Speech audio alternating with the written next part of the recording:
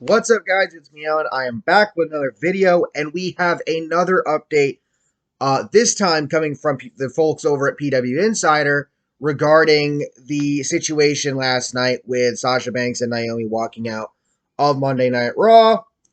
And this update provides more clarification on what would have happened in regards to the six-pack challenge that was originally scheduled for the main event of Raw, and a little more clarification on the creative issues that Sasha and Naomi had with it, which I will read to you here. So, with all that being said, please make sure to drop a like on the video, subscribe to the channel, turn on post notifications so you don't miss out on future uploads as we continue to see this story unravel moving forward.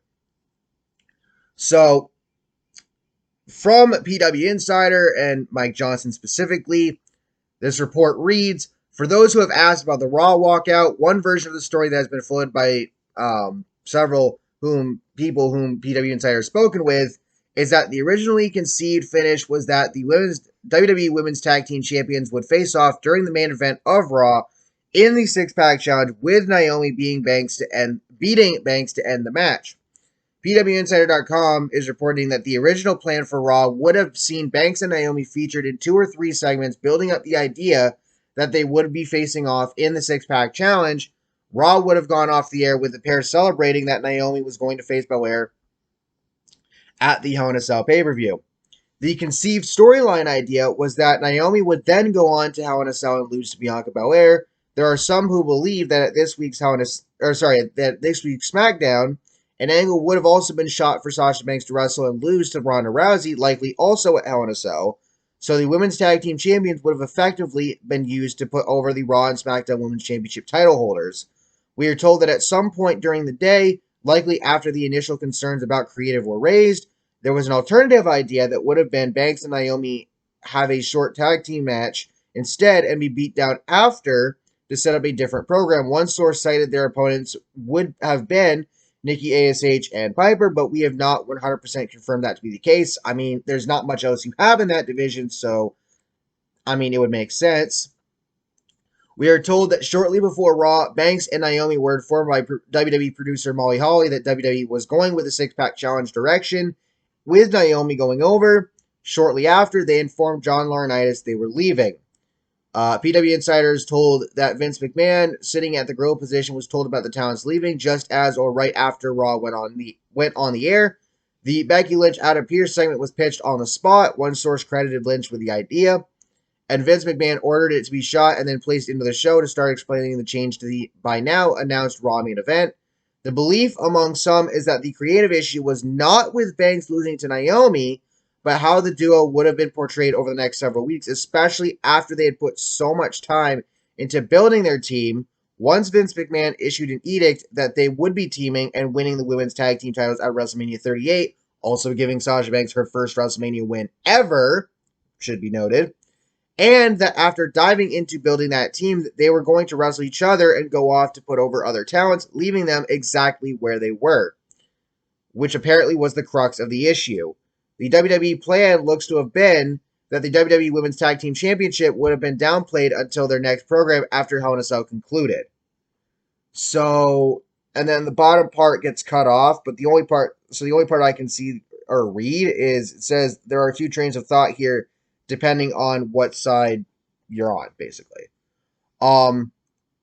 So that's the latest update from PW Insider, and this is kind of what I figured the issue was, and it goes along with a lot of what Fightful is saying. It's not because, like, for people thinking Sasha was being selfish, that Naomi's going over. No, I'm sure Naomi wouldn't have had a problem with winning. The problem is WWE once again treating the women's tag titles like shit. And clearly, that upset Sasha and Naomi. Especially Sasha, who has held the tag titles before and has put a lot of work into trying to get them to be as respected as they should be. You know? Like, think about it for a second. Like, Sasha Banks has been a part of some of the biggest moments in WWE history in the women's division, not both in NXT and on the main roster. She had that amazing run as tag champs with Bayley back in, between, I think, late 2019 and through the pandemic of 2020. And then this team with Naomi, she got her first WrestleMania victory. They bust their ass to put this together and make it work, which, of course, they would. They're good friends and all. And then WWE wants to turn around and, use them to put over other talents, which is fine, except you're also downplaying the tag titles as if they're not even there. That doesn't fucking make sense. That legitimately does not fucking make sense. And I completely understand why Sasha Naomi walked out, and I honestly agree with it.